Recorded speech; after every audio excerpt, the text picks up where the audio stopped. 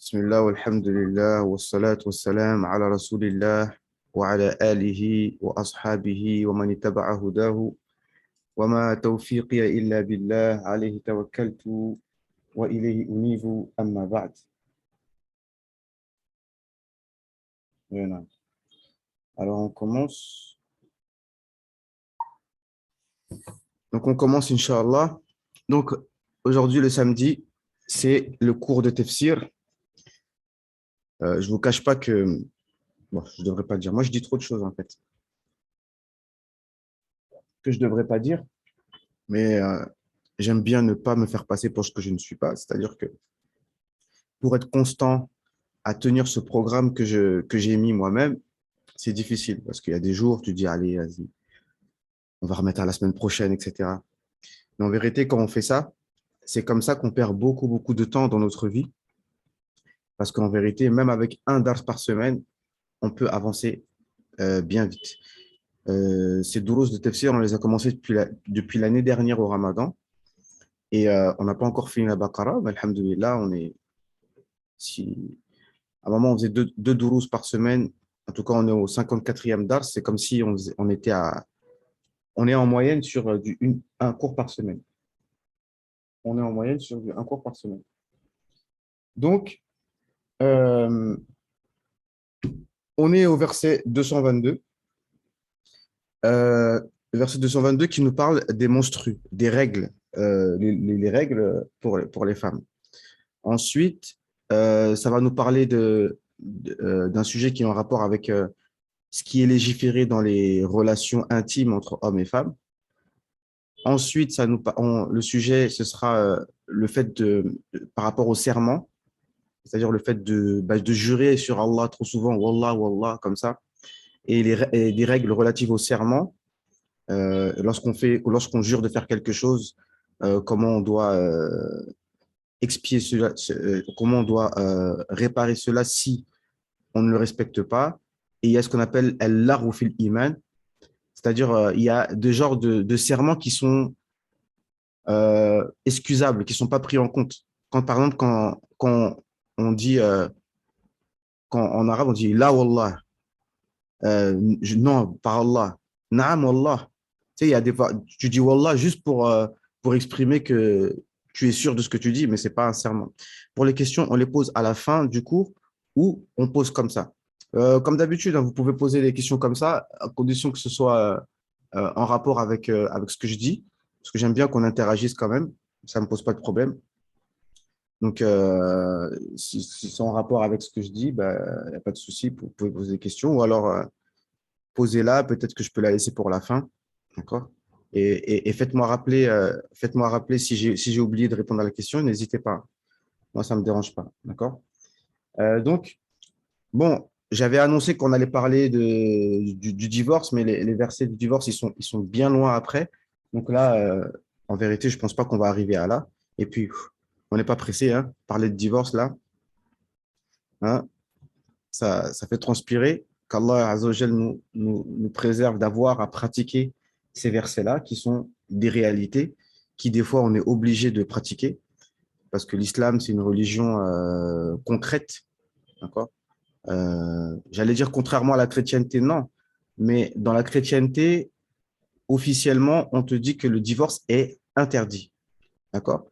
Mais ça, c'était une figure de style. C'était une figure de style qui a été prise, encore une fois, au sens propre, lorsque Isa alayhi salam, elle a dit que voilà, ce qui est uni par Allah, ça y est, khalas, tu ne peux pas le désunir. Donc, une femme catholique qui s'est mariée à l'église ne peut jamais se représenter à l'église une deuxième fois. C'est terminé. Tu ne te maries plus. C'est terminé.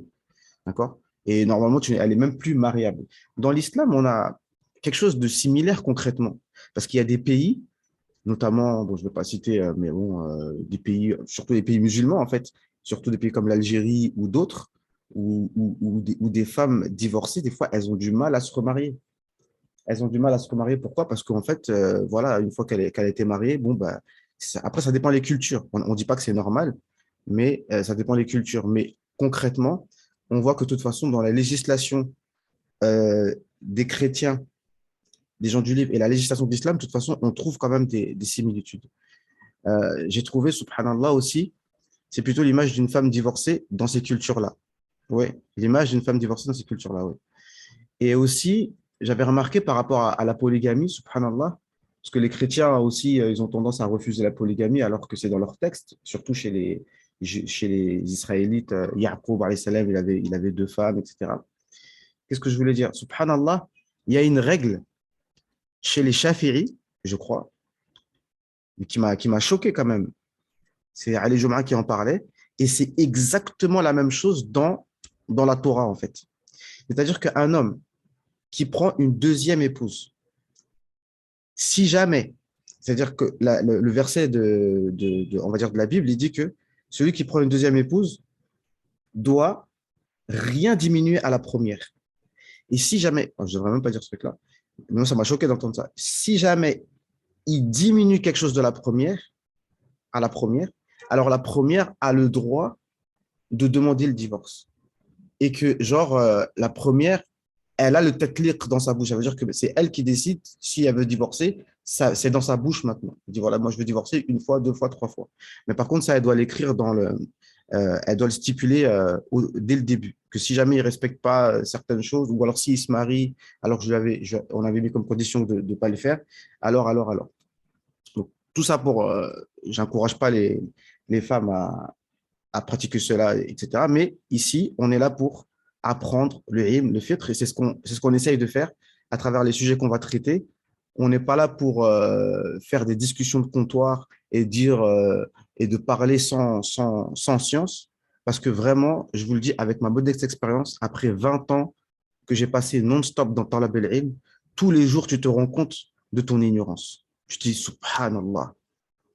En fait, c'est les règles de ma religion, je ne les connaissais même pas. Mais pourquoi? Parce qu'on n'a pas ouvert des livres, tout simplement. On ne lit pas. On a des livres ici, mais on ne les lit pas, on ne va pas se mentir. Parce que si on lisait tous ces livres qu'on a, on n'en serait pas là. Les gens ne lisent pas. Et ça, mes professeurs, j'avais un professeur à l'USH, Oustaz Abdul Jalil, souvent il répétait cette phrase. An-nas la yaqra'oun, an-nas la yaqra'oun. Et après, on s'étonne. Mais comment ça? Mais c'est pas comme ça dans le din. Mais c'est pas comme ça. C'est pas comme ça. Les gens, ils ouvrent grand leur bouche sur les réseaux sociaux partout, alors qu'ils n'ont pas lu. Et comme on dit, man kathura ilmuhu qalla i'tiraduhu. Et celui qui a beaucoup de science, il, il proteste moins. Wa man qalla ilmuhu kathura i'tiraduhu. Et celui qui a peu de science, toujours en train de protester. Non, c'est pas comme ça. Moi, j'ai jamais entendu ça. J'ai jamais lu ça. Mais tu as lu quoi déjà, toi? Qu'est-ce que tu as lu déjà pour dire que j'ai jamais lu ça? Ah, j'ai jamais entendu ça. Mais tu as entendu quoi dans ta vie? C'est ça qu'il faut poser comme question. D'accord? Sérieux. Donc, maintenant, on va traiter un sujet. Donc, aujourd'hui, on va traiter essentiellement du sujet des règles. On va détailler un petit peu, histoire de se mettre dans le bain un petit peu de ce que c'est le fiqh, Shafi'i en l'occurrence, mais tout est la même chose. Donc, on va se détailler juste sur les règles, d'accord? Les menstrues.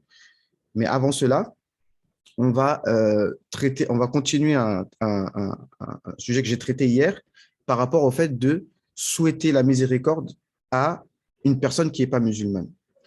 À chaque fois, c'est les mêmes polémiques qui reviennent.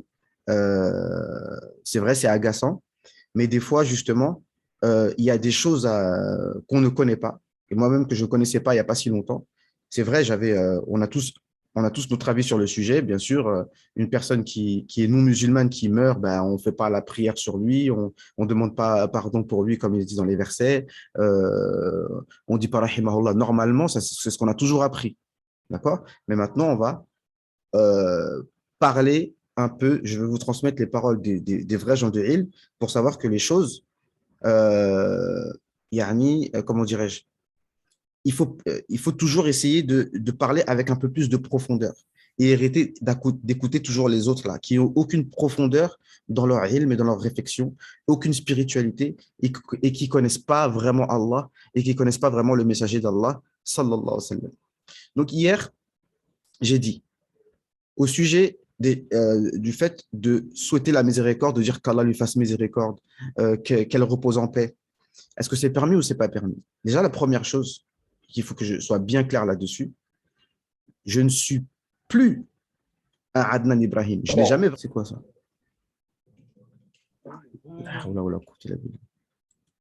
Ah ouais, carrément. Carrément, frère. Carrément. Ça, je ne sais pas c'était qui. Parce qu'à chaque fois, dans mes vidéos, dans les commentaires, il y a des trucs bizarres. Continuez, continuez. Donc voilà. Et donc, subhanallah. Donc, qu'est-ce que je disais? Je sais même plus. J'ai envie de le tuer, celui-là, du plus profond de mon âme. C'était qui ça? Subhanallah. Je disais quoi, moi? Allez, on reprend. Euh, voilà, je suis pas là pour faire du Adnan Ibrahim. Je l'ai jamais vraiment été, mais je l'écoutais beaucoup. D'accord? Je l'écoutais beaucoup. Ah, tu parles de qui? D'Adnan Ibrahim? Non, je pense pas. C'est qui que tu as envie de tuer du plus profond de ton âme? Euh, Parce que lui, voilà, il y a des personnes qui te disent que non, le gars là, ouais, ouais. Il y a des personnes qui te disent, parce qu'il faut faire gaffe, parce que si on envoie le lien Zoom à tout le monde, ça peut faire des bavures comme ça. À mon avis, le lien Zoom, il va falloir l'envoyer que à des personnes précises. Euh, donc, il y a des personnes, le changer aussi, Inch'Allah, ouais. Il y a des personnes qui veulent te faire comprendre que si jamais tu ne dis pas que les non-musulmans là, vont au paradis, tu n'es pas un bon musulman. Donc, on n'est pas de cette catégorie-là, d'accord? On n'est pas de cette catégorie-là. Euh, on n'est pas là, mais on n'est pas là pour dire non plus que, voilà, on n'est pas là pour dire que ces gens-là vont au paradis et on n'a jamais dit ça. Ce qu'on a dit hier, c'est que euh, la miséricorde d'Allah subhanahu wa ta'ala, je voulais préciser par rapport à rajouter à ce que j'ai dit hier et ce que j'ai dit précédemment qui est important à comprendre. Deux choses. C'est que Allah Azzawajal agit avec ses créatures avec El-Fadl et El-Adl. C'est-à-dire que El-Fadl, c'est sa grâce et El-Adl, c'est sa justice. On a expliqué dans plusieurs interventions que nous, les musulmans, les musulmans, s'ils rentrent au paradis, c'est par quoi? C'est quoi la réponse? C'est grâce à nos prières? C'est grâce à nos jeûnes? C'est parce qu'on est beau gosse? C'est parce que, non, on rentre au paradis que par la miséricorde d'Allah, que la miséricorde d'Allah subhanahu wa ta'ala. Le fadl. Idhan Allah yarhamuna bi rahmatihi et bi fadlihi. Et c'est avec ça qu'Allah Azza wa Jal nous pardonne et nous fait rentrer au paradis. Les non-musulmans, Allah yarhamuhum bi adlihi. Il leur fait miséricorde par sa justice. Allah est juste avec les non-musulmans, même quand ils sont en enfer. Et quand les gens de l'enfer rentrent en enfer, effectivement, qu'est-ce qu'il dit dans Surat An'am?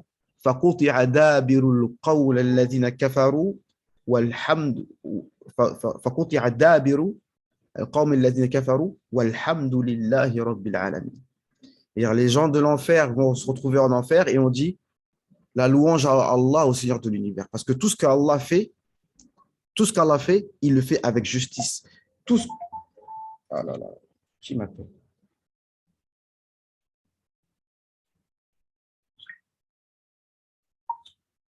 Tout ce que Allah fait, il le fait, tous les actes qu'Allah fait méritent qu'on le glorifie pour cela.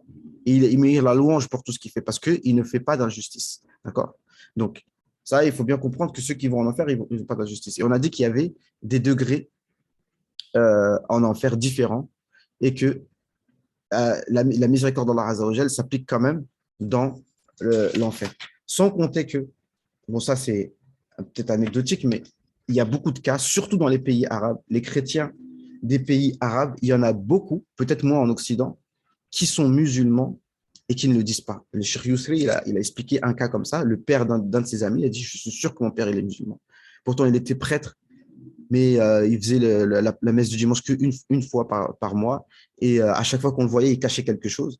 Et il avait dit à une personne, il a dit, écoute, quand je meurs, dis que je suis musulman. Et après ça, ils ont fait la prière sur lui. D'accord? Et que, euh, une chose aussi, qu'on a vu dans le Mousnad de l'imam Ahmed, je crois, c'était ce matin même. D'accord? C'était, je pourrais vous transmettre le hadith, mais j'ai pas envie d'être trop long. En fait, c'est le hadith quand Abdullah ibn Saloul est décédé, est mort. Le chef des hypocrites. Alors lui, par contre, il va avoir les plus bas degrés et les pires degrés. Alors lui, c'est le pire du pire des gens de l'enfer. On ne peut pas même mettre lui, il ne sera pas comme Abu Talib, par exemple, ou comme une personne qui, voilà, qui faisait du bien ou quoi que ce soit. Ce n'est pas les mêmes degrés parce qu'Allah, il est juste. Chacun selon ses œuvres. Ça aussi, il faut comprendre. Chacun selon ses œuvres, Allah Azza wa Jalla. Et quand il est mort, le prophète alayhi salam s'est dirigé pour aller prier sur lui le janaza. D'accord? Et il faut savoir que, écoutez bien, parce que ça c'est très fort. Al-Abbas, justement, subhanallah, regardez comment Allah Azza wa Jalla, il fait que Allah me permet de dire des paroles et Allah me permet de dire des choses qui étayent ce que je dis. Je vous ai dit que des fois, il y a des non-musulmans, des gens, on ne sait pas s'ils sont musulmans ou pas. Vous savez, dans Surat Fath, Allah nous dit لولا رجال مؤمنون ونساء مؤمنات لا تعلموهن أن تطؤوهن فتصيبهم منهم معرة بغير علم ليدخل الله في رحمته من يشاء لو تزيلوا لعذبنا الذين كفروا منهم عذابا أليما. Regardez, j'avais même pas pensé à ce verset-là. Mais Allah nous dit dans Surat Fath, vous savez, quand il y avait le combat entre des musulmans et après, après le Fath Hudaybiyah, bref, les musulmans ont combattu des non-musulmans. Mais en fait, non, il n'y a pas eu de combat, justement. Allah a fait qu'ils sont retournés, ils n'ont pas combattu. Ils auraient pu. Mais Allah Azza wa Jal dit Laoula rijalun mu'minun wa nisa'un mu'minat la ta'lamuhunna. Parce qu'en fait, si vous aviez attaqué les kuffars, à l'intérieur, il y avait des musulmans cachés. Il y avait des musulmans à la Mecque qui disaient rien. Donc, s'ils avaient combattu et tué tous les mouchriquins, ils auraient tué des musulmans. Fatusibahum minhum ma'arra bighayri ilm. Donc, vous auriez fait quelque chose, vous auriez regretté. Sans science.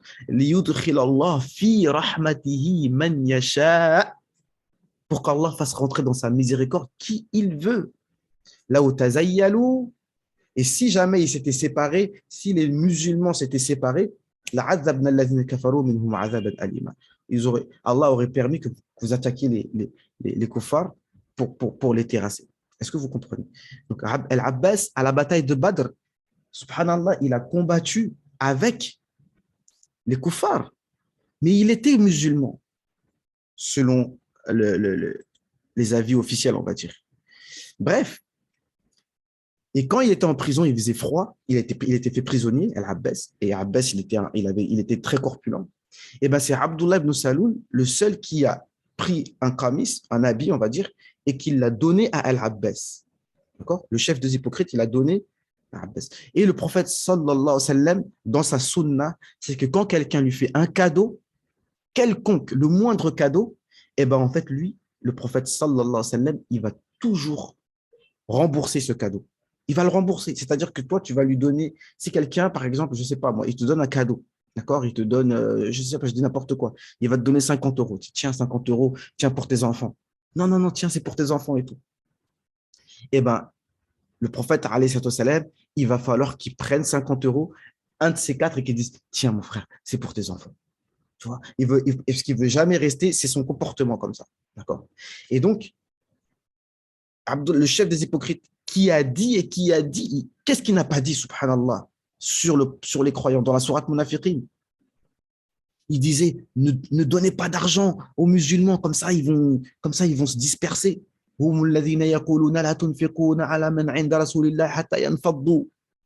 Jusqu'à ce qu'ils se dispersent. Et il dit, si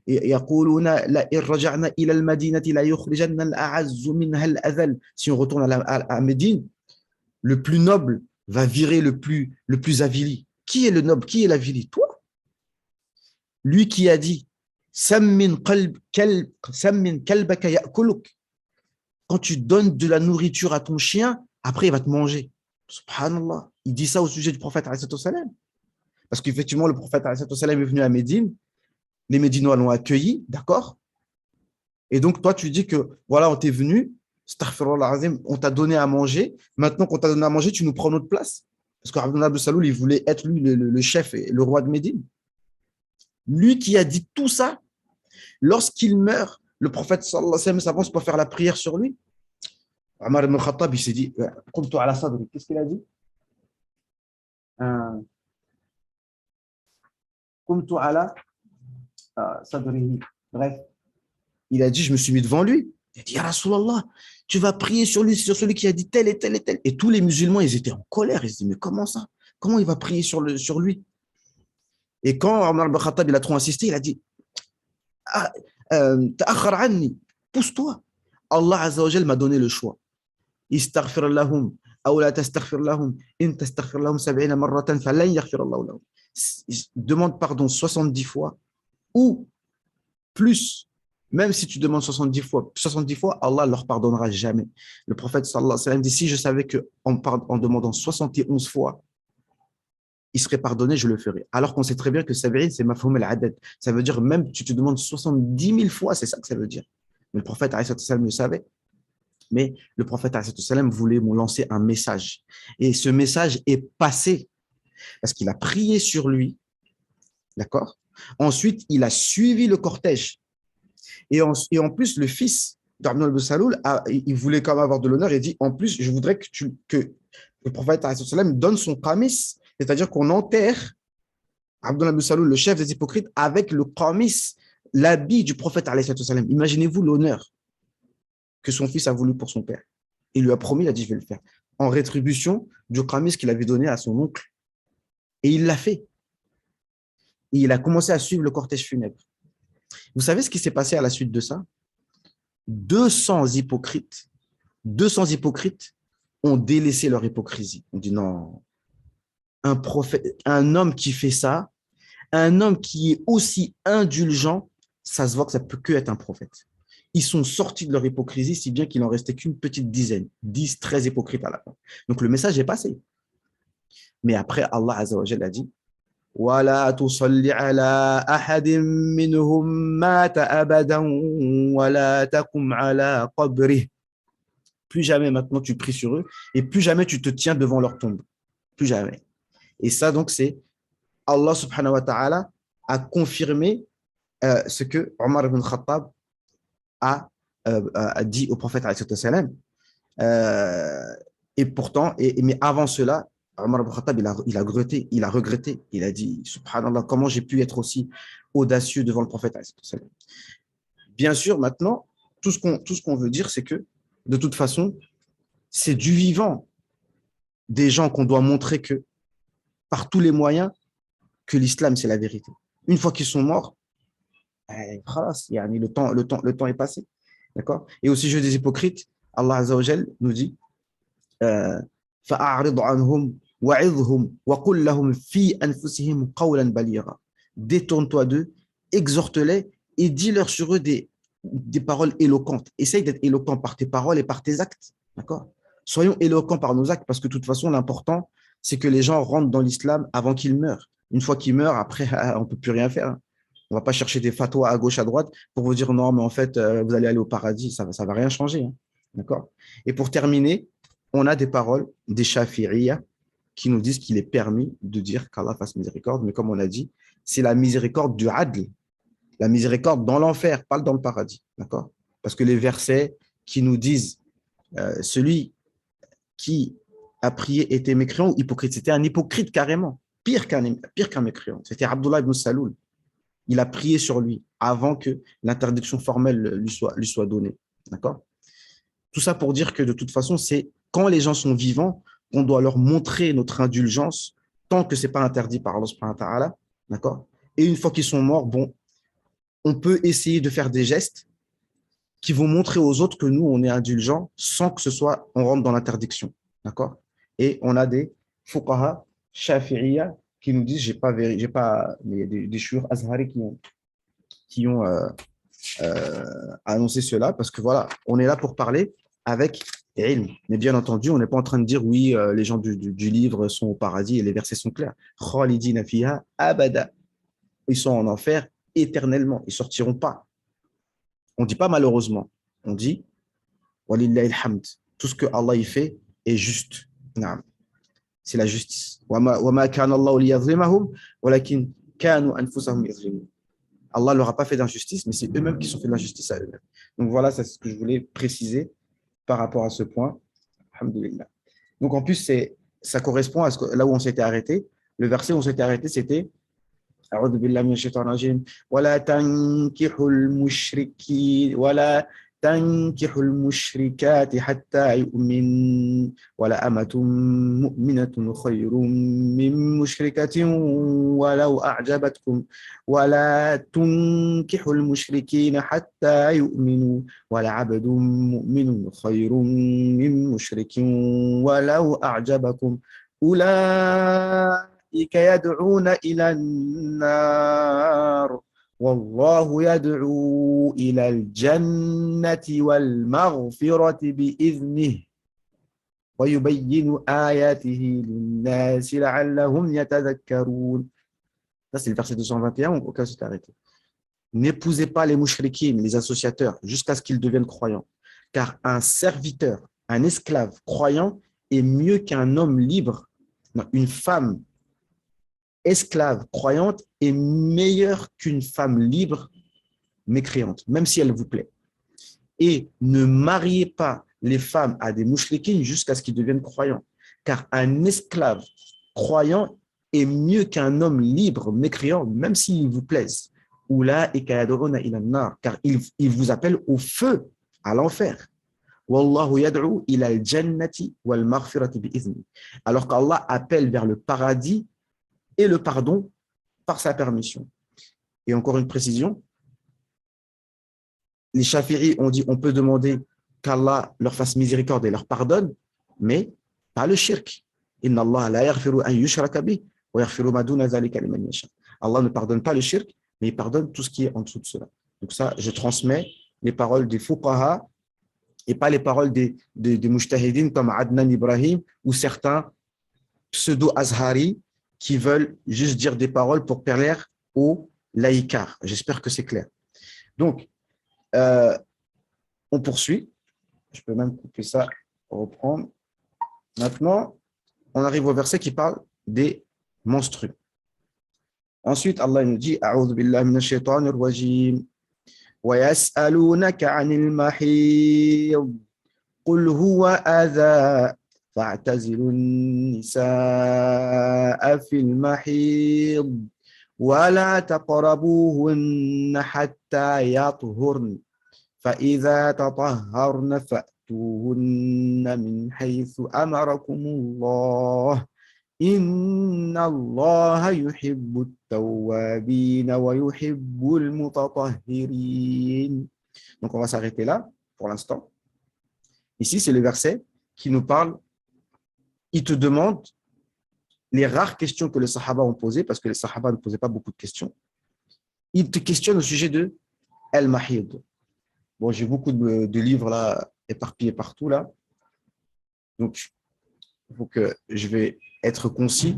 Et je ne vais pas non plus vous lire tout, mais je vais essayer de tête de vous. C'est quel verset, Cheikh? C'est le verset 222 maintenant. Non. Le verset 222 de la sourate 2. Non.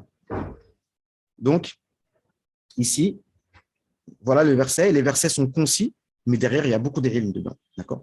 Donc, si j'arrive à avoir de la répartie, je vais essayer de vous lire des passages pour être précis, pour rien oublier.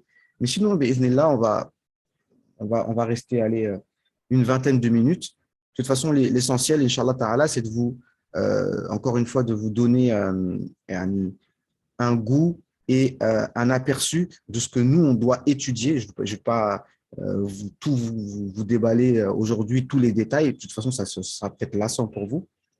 Je vais essayer de vous donner vraiment les pistes pour que, bi'iznillah, ensemble, on essaye d'être un groupe de frères et de sœurs qui apprenons notre religion et qui évoluons dans les sciences religieuses, pour l'instant en français, et bi'iznillah, on va évoluer ensemble pour apprendre l'arabe, Inch'Allah, pour les années qui viennent, de 2022, objectif 2030. N'oubliez pas, l'échéance 2030, les gens du faux, là, les gens du Dajjal, ils sont à fond sur l'échéance 2030. Nous aussi, préparons-nous spirituellement et scientifiquement pour être prêts au niveau intellectuel et au niveau spirituel pour être à la hauteur des défis qui vont être devant nous dans ces années-là. Et ça commence par des choses, oui, c'est des monstrues.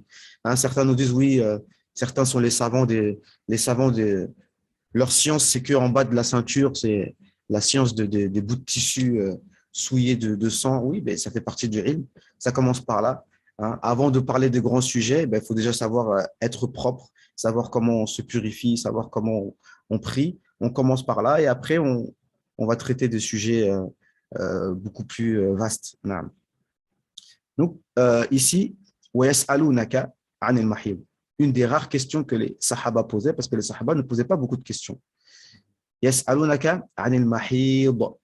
Bon, al-hayd, donc encore une fois, les mots en arabe, c'est important de les comprendre, parce que déjà rien que le mot, des fois, il nous permet de comprendre des sens. Al-hayd, c'est quelque chose qui coule, en fait, d'accord? Dans Surat 11, Allah subhanahu wa ta'ala nous dit, en parlant du déluge de Noé, du déluge, naam, Allah nous dit وَحِيضَ الْمَاءُ وَقُضِيَ الْأَمْرُ وَاسْتَوَتْ عَلَى الْجُودِ.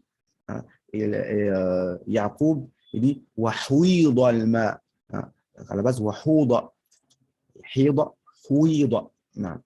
Donc, حَاضَ, يَحِيضُ, c'est quelque chose qui coule, un déluge. Bon, on ne va pas rentrer dans les détails, mais on sait que, pas le premier jour, mais le deuxième jour chez les femmes, là, ça pourrait s'apparenter, apparemment, je ne sais pas, hein, moi je parle, c'est la théorie, c'est le déluge, yani, ça coule beaucoup. Le muhim, c'est quelque chose qui coule.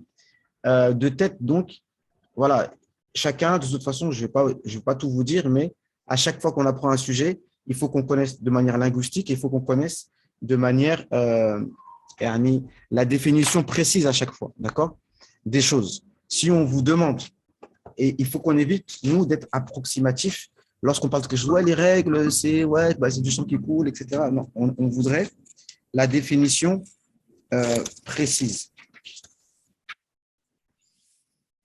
نعم وفي الشرع دم يخرج بعد بلوغ المرأة من أقصى رحمها بشروط معروفة.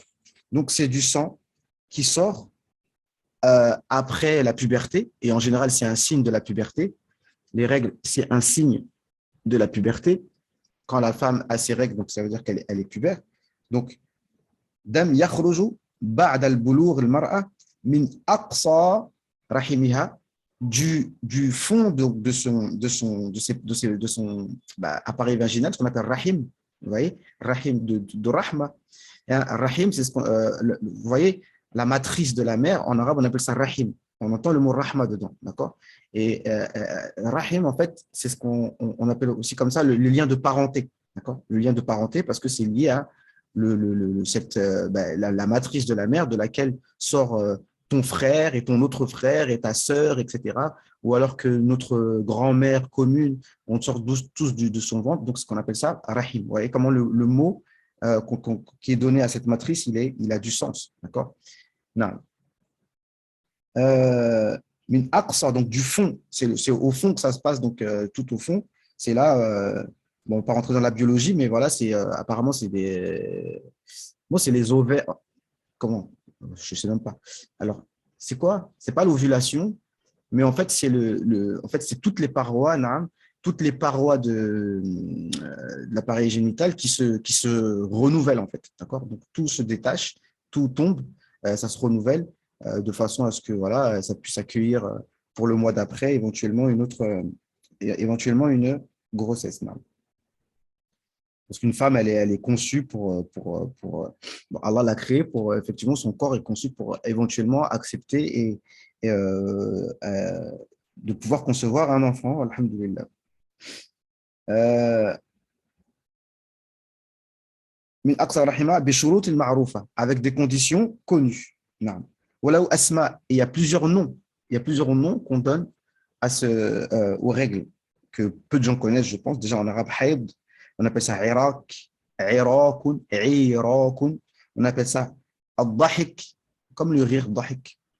Al-ikbar, On appelle ça al-i'sar. Al-i'sar, ça veut dire la difficulté.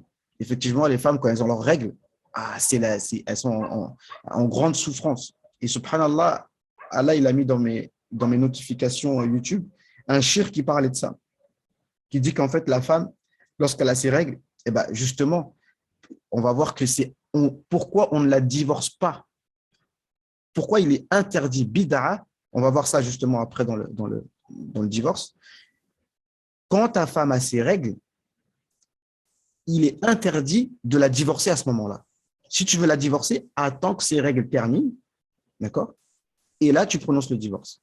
Parce qu'effectivement, elle est dans une période tellement elle souffre physiquement et qu'elle a des hormones. Des fois, elle a des comportements qui vont faire qu'il y aura de l'énervement, etc. Donc, ce n'est pas à ce moment-là que tu dois divorcer. C'est une des raisons. Et c'est une raison pour laquelle elle ne prie pas, parce que tellement elle est mal et tout, elle va prier, elle ne sera pas à l'aise, ni elle jeûne. Donc, ça s'appelle al-i'sar. Ça s'appelle aussi at-tamsu. Ça s'appelle aussi ad-diras. Ad-diras, le mot daras. Vous connaissez tous le mot dars. Un dars, un cours, durous. Le mot dars, pas de dars, pas de do, avec da. Ben, c'est un mot qui est relatif à quelque chose qui s'en va. D'accord? وَكَذَلِكَ نُفَصِّلُ الْآيَاتِ وَلِيَقُولُوا دَرَسَتْ. Dans une qira'a, Douri, si je ne me trompe pas, il dit darasat. Darasat, ça veut dire, ça y est, c'est parti. Ça s'en est allé, quoi. Quelque chose qui part, yandarisu. Indarasat, ça veut dire, ça y est, c'est passé. Donc, quelque chose qui coule, en fait. D'accord? Ad-diras. Et un dars, donc c'est lié à ça. C'est quelque chose, tu fais un dars et tu passes ensuite à autre chose. Naam. Donc, ça, c'est au niveau de وَيَسْأَلُونَكَ عَنِ الْمَحِيضِ. Naam.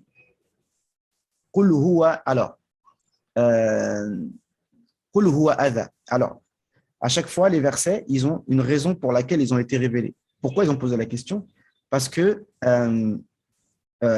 les Juifs et beaucoup de civilisations, quand la femme a ses règles, ils ne mangent pas avec elle, elle ne reste pas dans la maison.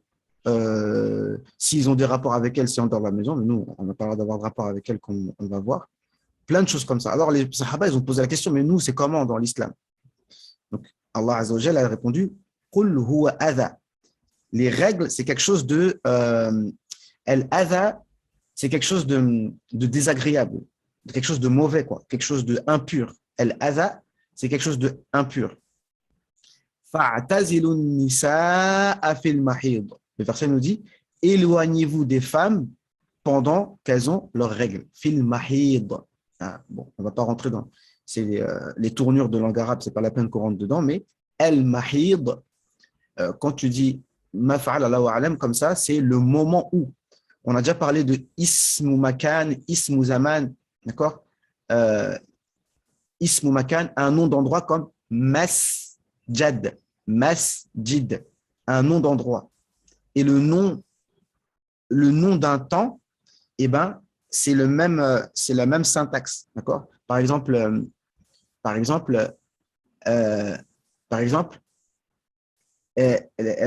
Laylat al-Eid huwa makhraj zakat al-fitr. Zakat al-fitr. C'est le moment où tu sors la zakat al-fitr. C'est le ism zaman, d'accord? Et ça peut être ismu makan, un nom d'endroit. Par exemple, al-bab huwa makhraj al-masjid, par exemple. C'est l'endroit de sortie, d'accord? On avait vu le makharij. Fil mahid, Allahu a'lam, c'est le moment des règles, on pourrait dire ça, le moment où elles ont leurs règles. Vous voyez le verset là, si on le prend comme ça, sans regarder dans la sunna, on pourrait croire que on doit s'éloigner des femmes pendant qu'elles ont leurs règles, donc ça veut dire qu'on doit les sortir de la maison ou pas rester dans la même pièce qu'elles. Mais ici, on doit s'éloigner d'elles dans une seule chose. Pas dans la maison, on peut manger avec elles, bien sûr, on peut rester avec elles, etc. Mais la seule chose qu'on s'éloigne, c'est le rapport. D'accord? Le rapport intime.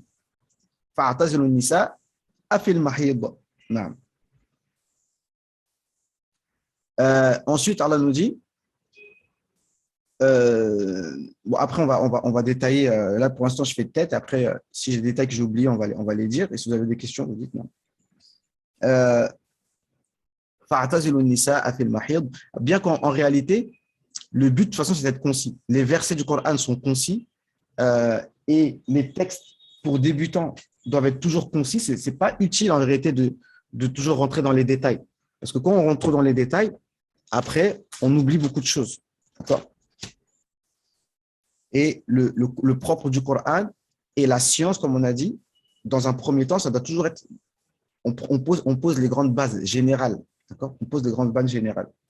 Après, on rentre dans les détails. Mais une fois que tu as les grandes lignes, les grands chapitres, c'est facile de mettre les détails dedans. فاعتزلوا النساء في المحيض ولا تقربوهن حتى يطهرن. Donc, ne vous approchez pas d'elles jusqu'à ce qu'elles se purifient. Donc maintenant, on peut parler, ne vous approchez pas d'elles. Ne vous approchez pas d'elles qu'au niveau des rapports. Une chose que j'ai oubliée, un hadith rapporté par Bukhari Muslim, les règles, shay'un katabahu Allah ta'ala ala banati Adam, ala banati Adam. Les règles, c'est une chose que Allah Azza wa Jal a décrété pour les filles de Adam. Comme ça, Allah Azza wa Jal a décrété cela, qu'elles vont avoir leurs règles. Donc, au niveau de ça, donc, alhamdoulilah, les savants, ils ont tout expliqué. Et subhanallah, le prophète, salam, qui était un prophète humain, donc on nous explique, Aïcha, radiallahu anha, nous explique que quand elle avait ses règles, donc on a posé la question, parce que les sahaba posaient la question, mais qu'est-ce qu'on a le droit de faire? Les sahaba ont posé la question, qu'est-ce qu'on a le droit de faire quand nos épouses ont leurs règles? Alors, le prophète salam, a dit, vous pouvez tout faire, sauf l'endroit du izar, c'est-à-dire entre le nombril et les genoux, on peut en fait tout, mais au-dessus du izar, c'est-à-dire si elle met un pagne, eh ben, tu ne dois pas aller en dessous du pagne. Et c'est exactement ce que le prophète faisait avec Aïcha. Aïcha raconte, j'ai envie de dire en détail, il dit, le prophète m'ordonnait de mettre un izar et ensuite il profitait d'elle, mais que au-dessus du izar. Non. Après, tu as des fuqaha chez les shafi'iyya qui te disent mais est-ce qu'on a le droit même de faire ça, hein, que de profiter au-dessus du izar, etc. Certains disent bon, il n'y a pas d'interdiction, vu même que le prophète l'a fait. Mais ce qui est sûr, c'est qu'il s'est interdit d'avoir un rapport, et on va voir celui qui fait un rapport malgré ça. Et c'est un grand péché. D'accord? C'est un grand péché. S'il le fait justement dans le deuxième jour, là où le sang est très abondant, il doit payer 1 dinar en compensation. Et s'il fait dans un jour où il y a très peu de sang, ben, il doit payer la moitié d'1 dinar. Mais il doit payer quand même, et ça reste un grand péché. فَاعْتَزِلُوا النِّسَاءَ فِي الْمَحِيضِ وَلَا تَقْرَبُوهُنَّ حَتَّى يَطْهُرْنَ. Et ne vous approchez pas des femmes, et ne vous approchez pas d'elles jusqu'à ce qu'elles se purifient. فَإِذَا تَطَهَّرْنَ فَأْتُوهُنَّ مِنْ حَيْثُ أَمَرَكُمُ اللَّهُ. Et lorsqu'elles se sont purifiées, alors vous pouvez aller auprès de vos épouses comme Allah vous a ordonné. Donc ici en arabe, on a deux choses. حَتَّى يَطْهُرْنَ فَإِذَا تَطَهَّرْنَ. Donc en fait, il y a deux sortes de purification, si on veut dire. La première, c'est la purification de sorte que là, elle s'est rendue compte que ses règles sont terminées. De la manière que les femmes savent. Comment savoir que voilà que le sang est terminé, c'est-à-dire que voilà il y a plus de sang, et elle vérifie avec un coton, etc. ou quoi, jusqu'à ce qu'elle voit qu'il y a plus de sang. À ce moment-là, hatta yathurna. Ici, c'est la première purification, c'est-à-dire que à ce moment-là, elle n'est plus en état de règle, mais elle ne s'est pas encore lavée, elle n'a pas encore fait ses grandes ablutions.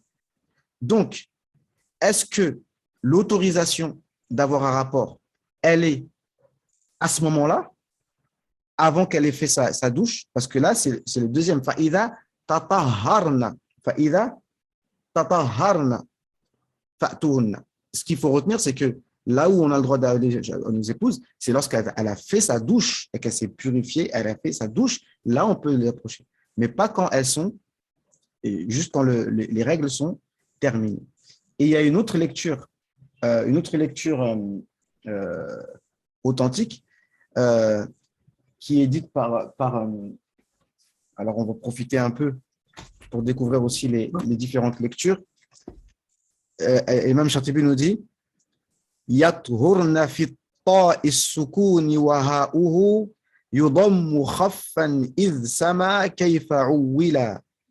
Je répète, donc là c'est pour savoir qui sont les lecteurs qui ont lu ولا تقربوهن حتى يطهرن فإذا تطهرن.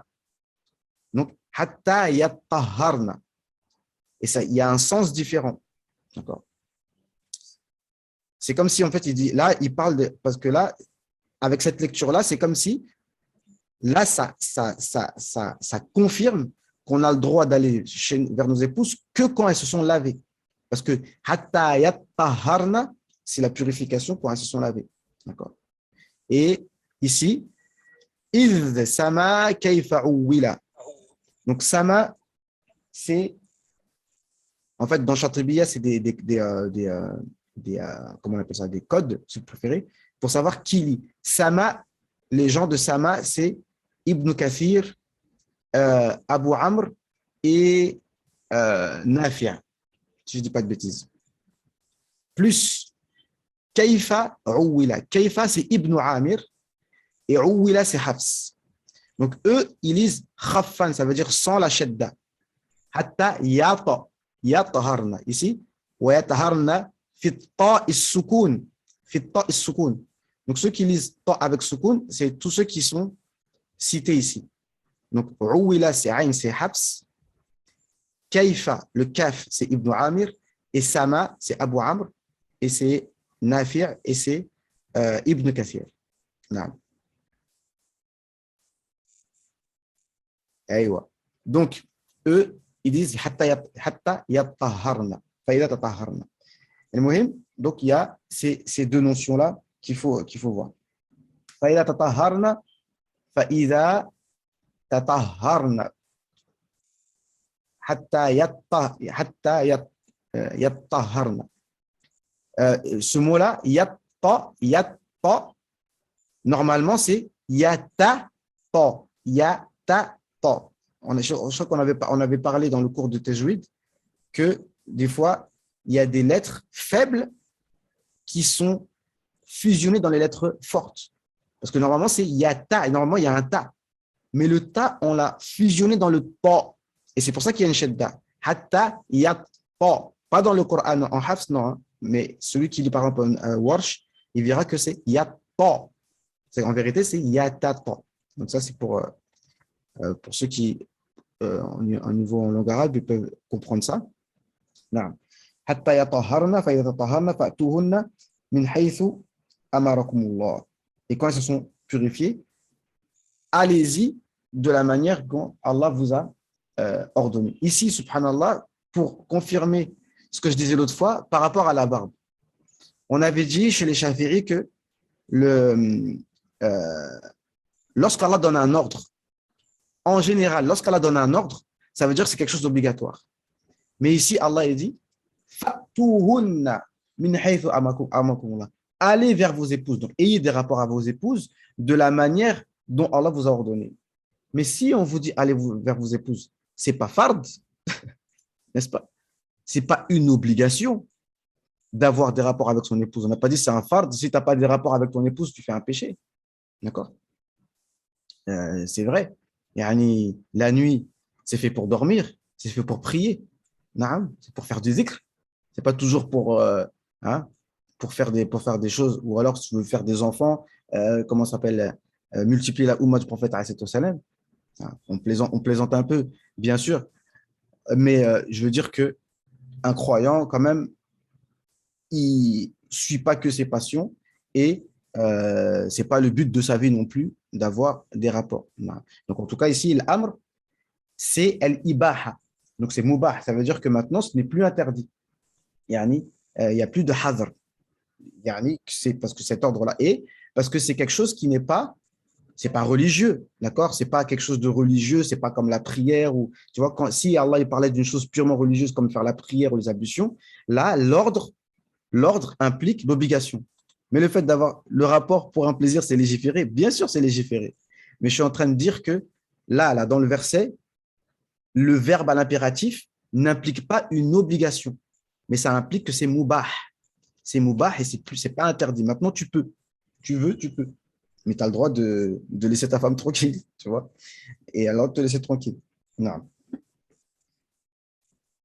Des deux côtés, hein, attention, moi, je ne suis pas en train de dire, c'est pareil, hein, parce que quand les salafs ils disent que la science s'est perdue entre les cuisses des femmes, c'est-à-dire qu'à force de toujours penser à aller dormir avec ta femme, quand est-ce que tu vas étudier? Quand est-ce que tu vas prier? D'accord? Mais c'est pareil de l'autre côté aussi, même si en général, de l'autre côté, c'est yani, la demande n'est pas, l'offre et la demande n'est pas la même, mais voilà quoi. De toute façon, en règle générale, l'être humain doit se concentrer sur ses objectifs intellectuels, spirituels, et le reste, franchement, c'est ce que je dis, hein, moi je le dis aux frères, je sais que c'est des paroles un peu pessimistes, d'accord, mais l'imam Razali il a dit que le mariage, c'est d'abord un besoin qui t'empêche d'avoir trop de pensées bizarres, parce que quelqu'un qui reste trop longtemps pas marié, peut-être que des fois, il peut développer, à force de trop penser, de trop réfléchir, il commence à, yani, c'est pas, c'est,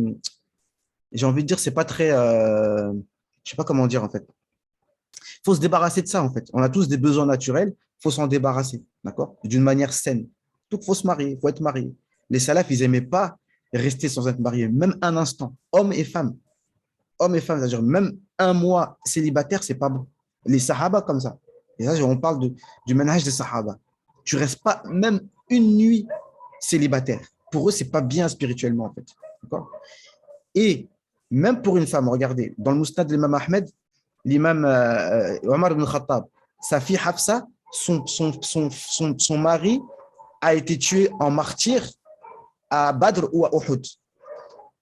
Dès lors, Omar ibn Khattab lui-même a cherché un mari pour sa fille. Donc, il a proposé à Osman. Osman, il a dit non, non. Il dit, je te réponds demain. Et après, le lendemain, enfin, il a dit, je n'ai pas envie de me marier. Abou Bakr, il n'a même pas répondu. Il était énervé, Osman. Il a dit, Omar, il a dit, mais c'est je vous propose la fille de Omar ibn Khattab. Mais en fait, parce qu'il savait que le prophète, alayhi salam, avait déjà évoqué Hafsa pour la marier. Et pour savoir, et entre parenthèses, de savoir que le prophète, alayhi salam, lorsqu'il marie une femme, c'est que sur ordre d'Allah subhanahu wa ta'ala. Même si elle était jeune, c'est pas à nous de juger, de dire, ah, mais pourquoi il marie des femmes jeunes?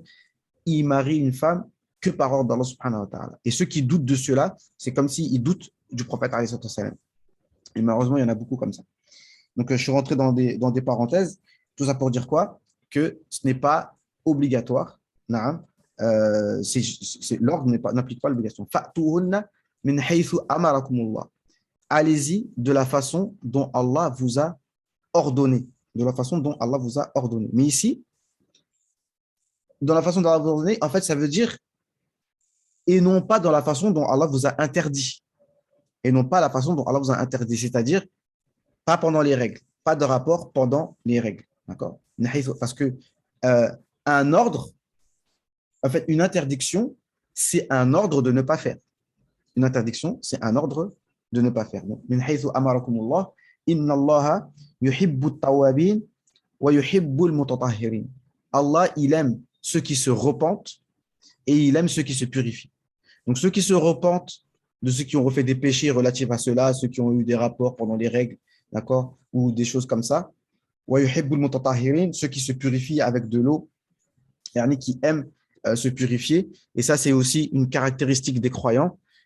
Comme dans Surat Tawbah, Allah il a cité aussi ce même verset. Les mosquées où le prophète a été ordonné de prier, il dit fihi rijalun yuhibbuna an yatatahharu wallahu yuhibbul mutahhirin.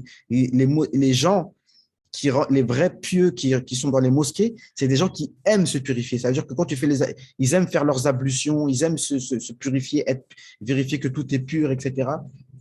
Extérieurement et bien sûr comme intérieurement. Non. al-mutatahhirin. Donc ensuite, Allah il nous dit Nisa'ukum harthul lakum fa'tu harthakum anna shi'tum wa qaddimu li anfusikum wattaqullaha wa'lamu annakum mulaqu. Et on va s'arrêter là. Et ensuite, là, ce que je vais faire, je vais passer en revue tout ce que j'aurais pu oublier